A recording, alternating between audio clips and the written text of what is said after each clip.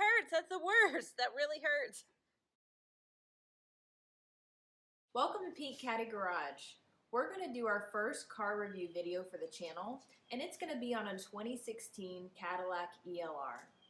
Now, when we've gone on YouTube to look at car reviews, there's 2014s, but not very many 2016s. So that's what we're going to focus on, because there are some significant upgrades that we want to point out. So let's go.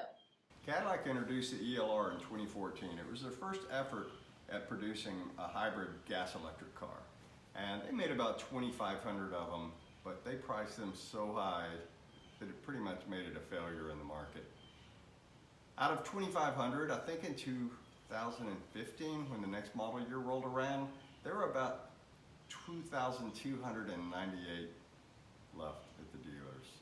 So there were a lot left over. There were so many left over that they didn't make any for 2015. They were just trying to clear out all those 2014s that nobody bought, because they priced it at $76,000, and that was just a little bit too much for what you got here. So for 2016, they only ended up making about 530 of these, which is a shame that they gave up, because it's a really nice car, and you can pick one up today for about $25,000 or $30,000. Let's take a look. Earlier I mentioned that there were going to be some pretty significant differences between a 2014 and 2016 Cadillac ELR, and let's start with a major one. The logo. That's it, the logo. But if you're shopping for one of these cars, this is the quickest way to tell if you're looking at the early model or the late model.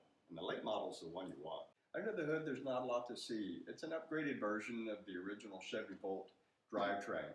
Now, when they introduced this in 2014, it had about 207 horsepower.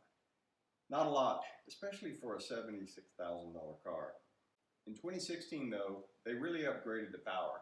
Horsepower only went up about 26, but torque went up to about 373 pounds, and that was over 80 pounds, and you can really feel that difference. And that really addressed a lot of the major concerns that people had with the first versions of the ELRs. The 0 to 60 time on the earlier models is about 8.5 seconds, which is so much slower than my Kia Sorento, but the 2016 model is about 6.4 seconds, which is a lot faster and a pretty great upgrade. All of the ELRs come with a 110 volt wall charger, which plugs into any standard outlet. That's typically, if you're completely empty, going to take about 13 hours or so. Although you can speed that up or slow that down through the menus up to a certain point at least. You can also get a 240 volt charger and get it wired in, and that gets the charging time, I think, down to about 5 hours, but I've never used one of those. So I usually plug this thing in at night, and then next morning I've got an indicated usually 40 miles of range on the car. Now, the weather plays a pretty big factor in how much range you get. Extremes in hot or cold are really going to move your range down some. I think the worst I've ever seen is about 27 miles on a charge. The best I've ever seen is about 52 miles on a charge, and that was using no heat or air conditioner. So to figure your total range, you've got to look at your battery range and your range from the gas engine. So let's just figure you're going to get about 40 miles typically off of your battery before it switches to gas. And then the range extender is going to kick in, and on this car it usually gives me about 260 or so miles of range on the gasoline engine as well. So total about 300 miles, which isn't bad. So with a 40-mile range, if you don't drive that much, then theoretically you don't have to put gas in the car for months. You can just charge it every night. And that's what a lot of owners report that they do. So whenever we're looking at trunks, I like to actually get in them to really test them out. This one's pretty wide, but not that deep. And one con to this trunk is this gooseneck hinge. Anytime you've got luggage or really anything you're putting in here, it's just going to hit it every time you close it. Ow! Ow! Ow! That hurts! That's the worst! That really hurts! And while we're in here, Cadillac, could you not have put some trim over these electronics? Jeez. We'll get it charging here for a few minutes before we pull it out and take a look at the outside. You don't hear a lot about specific problems with ELRs, but I have read on the forums a couple. First, having to do with all this silver trim going around the windows here. It's really nice looking, satiny looking trim, but apparently it's glued on. It's a combination maybe of glues and clips, and especially down here in this corner, start to lift up, sometimes from heat or from other damage, and then when you go through a car wash, it gets bent or it gets pulled off completely. And you can still get replacement parts from the Cadillac dealer, but this one especially that runs across the top, that's a really long piece. And it's got a break right here. So you got about a 5-foot piece there, and then this piece that goes around this window is it's really a big piece. And I've heard a lot of stories about getting replacement parts in, and they're damaged because they're tough to ship. So just be aware of that. The second problem has to do with this backup camera. It's pretty sunny out here, so hopefully this is pretty clear for everybody. So when you put it in reverse, over there on your Q screen, that's where your reverse camera is going to come in. As you can tell, it's a nice bright sunny day, and that image isn't too bad. But at night, it's a different story. It's pretty bad. Overall though, I have to say, this car's been pretty solid overall. Now let's take a look at the outside of this car. Even though it's almost 7 years old, this body style has held up really well. Yeah, it still looks like a Cadillac. It's got the swept back headlights and most of the styling cues that the Cadillacs all share today. But there's one thing I've noticed about this car, and that there is no room in the front, even pulling out of my driveway.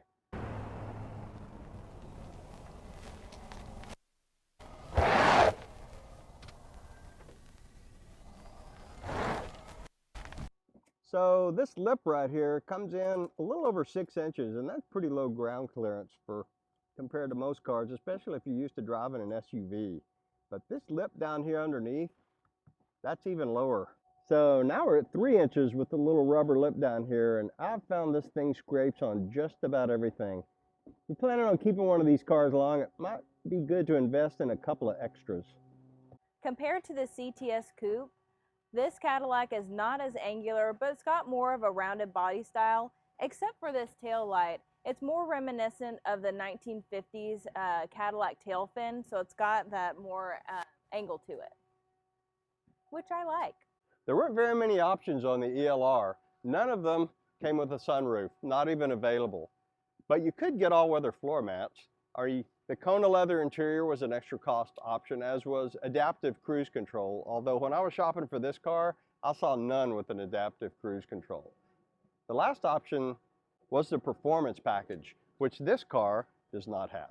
The performance package included things like summer performance tires, Brembo front calipers, even stiffer calibration on the suspension, and different wheels. Let's take a look at the inside. Now, one of the first challenges of getting into the ELR, if you've never been in one, or if you don't have a late model Corvette, is where are the door handles? Obviously they're in here, but whenever somebody's trying to get in my car, they always struggle.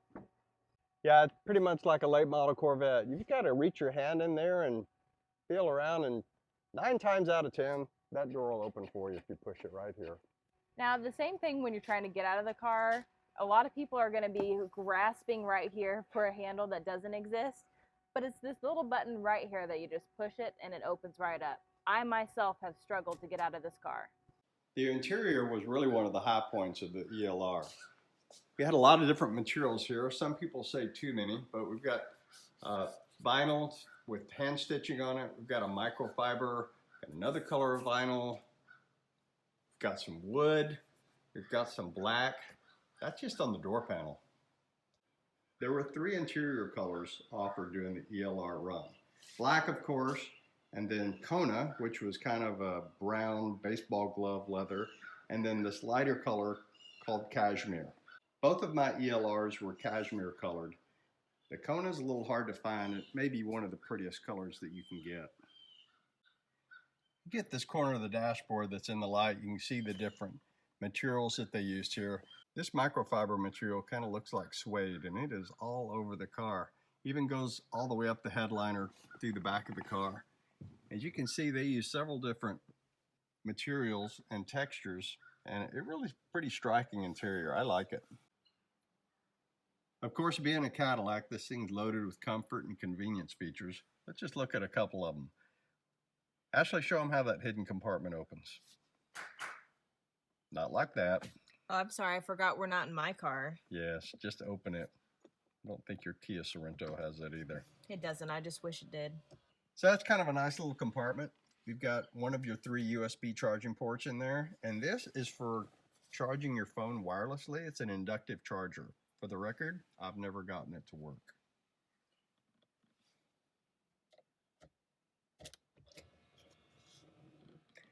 Yeah, Cadillacs had that hidden compartment for a few years now, but not all of them have this. Wow, you sure wouldn't want to wear yourself out opening and closing that all day. It's all about convenience. And let's look at one other piece of totally unnecessary electrification. That's right, it's a power glove box. That doesn't close itself. Are you kidding me? There, now it's closed.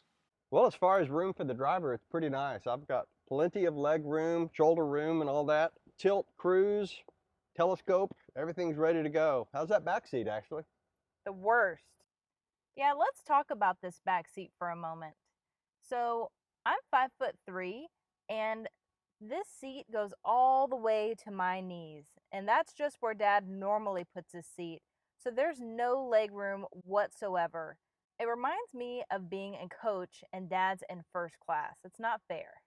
You think you're in coach? Try that cup holder cover. Yeah, cup holder also is a fail because look, he gets motorized and I am literally wearing out my fingers having to get this back and forth like that. It's probably not motorized because no one was ever really supposed to sit back there anyway. Come on up, let's check out these electronics. One thing I like about these ELRs is they came standard with all of the safety technology features that were available of the day. How about blind spot monitoring? Yes. How about rear cross traffic alert? Saved me last night. What about lane change alert? All of it. So how do they know when that's happening? So when you're driving and one of those things kicks off, it vibrates either the left or the right side of the seat bottom. It's a little disconcerting at first, and it seems like they could have put massaging seats in if they had that, but they didn't. But it's still pretty nice. Overall, this has been a pretty good car for me. I've been real happy with it. I've had it for 18 months, and it's got about 22,000 miles on it right now. And in that time, I think I've only had a tire pressure sensor go out, had to be replaced up at the dealership under warranty. A few electronic glitches. I had to reset the queue. We did a video about that. And sometimes you'll get a random error message about shut the gas cap, but it's already shut. But I have a feeling I did that myself when I was washing it, so we probably shouldn't even count that against the car. So overall, what can I say? I've had 2 of them, so that's got to tell you something right there.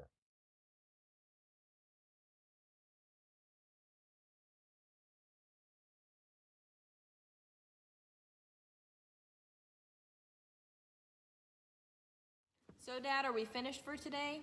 I think that's going to do it. Hopefully some of this info has been helpful to you if you're looking for one of these. But I will tell you, in the 6 years that this thing has been out in the marketplace, I have seen a grand total of 2 Cadillac ELRs around Dallas, so it's going to be hard to find. If you liked our video and would like to see more car reviews, please hit the subscribe button and don't let the trunk hit you on the way out. Thanks. When's it going to flash?